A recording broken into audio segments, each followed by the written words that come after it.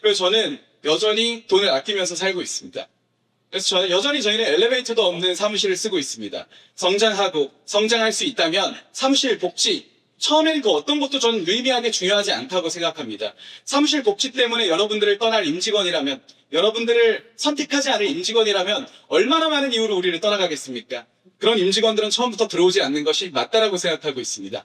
저는 필터 없는 멤버십 다음 기수에도 참여할 예정입니다. 그때 뵐 수 있어도 너무 좋을 것 같습니다.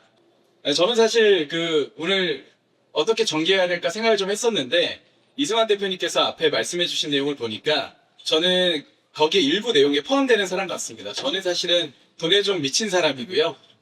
돈에 미쳤던 이유는 다른 건 아니었고, 저희 집이 좀 망했습니다. 그래서 제가 서울대학교 입학할 때 진짜 입학할 돈마저 없어서 또 겨울방학 기간에 돈 벌어가지고 서울대학교 입학했을 정도로 돈에 좀 미쳤었고요. 그래서 저는 언제나 경영 원칙을 매출은 최대로, 비용은 최소로 해서 좀 영업이익을 내야 된다, 그런 생각을 가지면서 살아왔습니다. 근데 이게 뭐 제가 원해서 했던 건 아니었던 것 같고요. 뼛속까지 정말 망할 뻔했던 기억들을 잘 내재하고 있기 때문에 이런 생각을 좀 했던 것 같습니다. 메시지도 중요하겠지만 메신저에 대한 소개 한번 하겠습니다.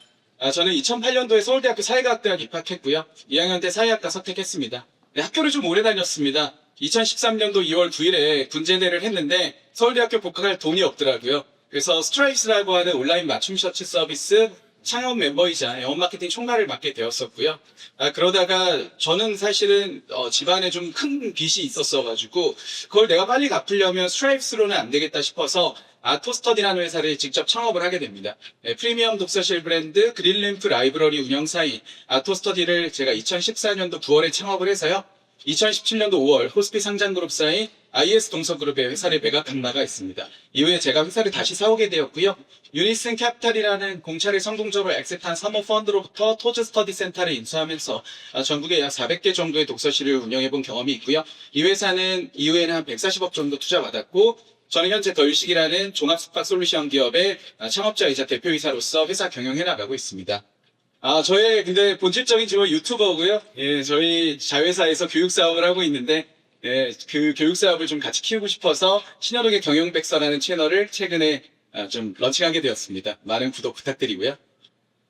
덜식 조금 더 소개해 보겠습니다. 덜식이라는 회사는요, 호텔을 새롭게 만들고 싶은 분들에게 호텔의 매입부터 매각까지 필요한 모든 솔루션을 제공하는 종합숙박 솔루션 기업이고요. 여러분들께서 호텔 만약에 갖고 싶으시거나 투자하고 싶으시다면 저희 덜식이 아마 우리나라에서 최고일 거라고 저는 확신하고 있습니다. 왜냐하면 제가 호텔을 한 10개 정도 갖고 있는데요. 저는 굉장히 투자자로서도 좀 역할을 하고 있는데, 냉정하게 봤을 때 전하면 덜식에게 의뢰를 할 것 같습니다. 지금 굉장히 많은 기관들하고 일을 하고 있고요. 예전에는 좀 모텔들을 많이 했었습니다. 모텔들을 많이 했는데요. 요새는 글로벌 호텔 그룹들과 일을 많이 하게 되면서 메리어트 인터내셔널하고 현재 3성급 호텔 4개 만들고 있고요. 힐튼 월드와이드하는 4성급 호텔 2개 만들고 있어서 내년이 되게 되면 아마 서울에서 아늑 시그니처, 아늑 에디션이라는 브랜드가 아마 많게는 한 15개, 적게는 한 10개 정도의 4성급, 3성급 호텔을 저희가 개발해서 운영하고 있을 걸로 보고 있습니다. 그런 회사였고요. 저는 기본적으로 사업이라는 걸 성공하려면 6가지의 어떤 성공 방정식을 반드시 따라야 된다고 생각하는 편입니다. 좋은 시장에 들어가서 성장하는 시장, 큰 시장에 들어가서 또 돈이 되는 여러 가지 수익화를 만들어야 된다고 생각하는 거죠. 그러면서도 이런 마켓 속에서도 좋은 팀을 구성을 해서 정말 우리가 시장에서 가치 있는 부가가치를 창출을 해야지만 좋은 사업을 할 수 있다고 믿고 있고요. 그러면서도 저는 캐피탈이 적어서는 안 된다고 생각합니다. 버틸 수 있는 시간, 시대적 흐름이라는 건 언제 어떤 방향으로 올지 모르기 때문에 이 플럭추에이션을 어떻게 버텨낼 것이냐, 저는 결국에 현금밖에 없다고 생각합니다. 그러면서도 우리는 밸류에드를 해야 되고 부가가치 창출 지점들의 총 집합이 밸류체인을 전부 다 내재해서 기반을 마련해 놓는다면 우리는 투자 유치라는 스케일업 활동을 통해서 충분히 대단한 회사를 만들 수 있다고 저는 생각하고 있습니다. 저는 성장하는 시장, 돈 되는 시장, 큰 시장에 여러분들이 들어가야 된다고 생각을 하고 있고요. 그게 결국에 사업을 하기 위한 근간이라고 생각을 하고 있습니다. 그런 시장을 잘 선택했다면 우리가 해야 되는 역할은 결국에 매출은 최대로, 비용은 최소로 해야 된다는 경영 원칙을 세워야 된다는 것이죠. 그러면 매출은 최대로, 비용은 최소로 해서 우리가 해야 되는 것은 무엇일까? 라고 한다면 그건 바로 여러분들 이익을 내야 된다는 것입니다. 우리가 매출은 최대로, 비용은 최소로 해서 이익을 남기는 것이 저는 사업의 본질이라고 생각을 하고 있고요. 기업 가치라는 것은 현재 우리가 벌어들이는 돈, 그리고 미래에 벌어들일 총량에 따라서 전 달려져 있다고 생각합니다. 미래에 우리가 벌어들 돈들이 충분하다면 할인율이 적용돼서 나의 기업 가치로 반영이 되겠죠. 그래서 결국에 계획된 적자를 하더라도 전 미래에 돈 벌 수 없는 사업은 과연 사업이라고 부를 수 있는지 의문이 좀 있는 편입니다. 그렇게 해서 이익이 나는 사업을 잘 만들어야 된다고 저는 생각을 하는 거죠. 자, 매출을 최대로 일으키기 전에 해야 되는 것은 시작부터 비용을 최소화하는 것이라고 생각합니다. 그러면 절약을 어떻게 해야 될까요? 솔선수범해야 된다고 생각합니다. 경영진이 솔선수범을 해서 모든 분야에서 절약해야 된다고 생각합니다. 나의 외제차를 회사 명의로 돌리는 일은 절대 저희 결식에서는 있을 수 없는 일입니다. 우리가 절약을 해야지만 직원들도 절약할 수 있는 문화가 형성된다고 저는 생각합니다. 그럼 어떻게 절약해야 되냐? 이래도 되나 싶은 순간에 한 번 더 절약하는 자세가 필요하다고 생각합니다. 팁을 드리면요. 과연 투자받지 않았어도 내가 직접 번 돈을 현재 회사가 투자하려는 분야 혹은 계획 중인 것에 비용을 쓰겠느냐 자문해 본다면 아마 답은 되게 분명해질 것 같습니다. 저는 마이너스 200만 원 웰컴 크레딧 대부에서 대출받아서 사회생활을 시작했기 때문에 돈이 없어서요. 저는 사실은 우리 회사에 있는 현금 하나하나가 제가 번 돈 같습니다. 그래서 저는 여전히 돈을 아끼면서 살고 있습니다. 그래서 저는 여전히 저희는 엘리베이터도 없는 사무실을 쓰고 있습니다. 성장하고 성장할 수 있다면 사무실 복지, 처음에는 그 어떤 것도 저는 유의미하게 중요하지 않다고 생각합니다. 사무실 복지 때문에 여러분들을 떠날 임직원이라면, 여러분들을 선택하지 않을 임직원이라면 얼마나 많은 이유로 우리를 떠나가겠습니까? 그런 임직원들은 처음부터 들어오지 않는 것이 맞다라고 생각하고 있습니다.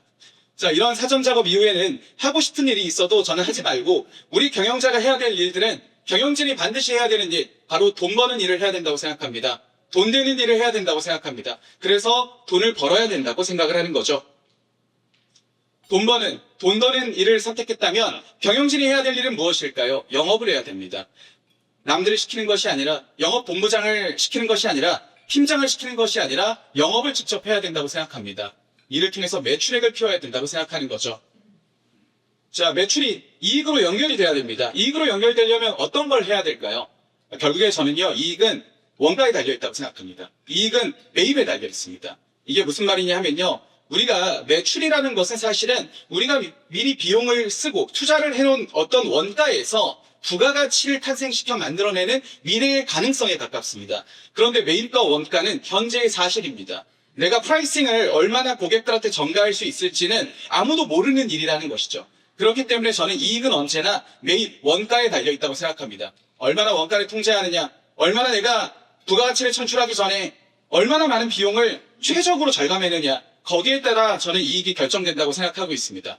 매출은 최대로, 비용은 최소로 하는 것은 극단적으로 매출액을 최대로 하는 방법을 찾자는 것입니다. 극단적으로 비용을 최소로 하는 방법을 찾자는 것입니다. 그렇게 해서 우리가 정말 해야 될, 경영자가 반드시 해야 될 일인 이익을 따라오게 만들자는 것입니다. 매출은 최대로, 비용은 최소로 하는 30가지 저의 경영 원칙 중에 7가지를 공유했습니다. 더 궁금하시다면 신효록의 경영뱃서 이제 구독할 이유가 생긴 것 같습니다. 여러분들께서 잘 구독해 주시면 좋을 것 같고요. 호텔을 개인적으로 소유하고 싶으시다면 연락 주시길 바라겠습니다.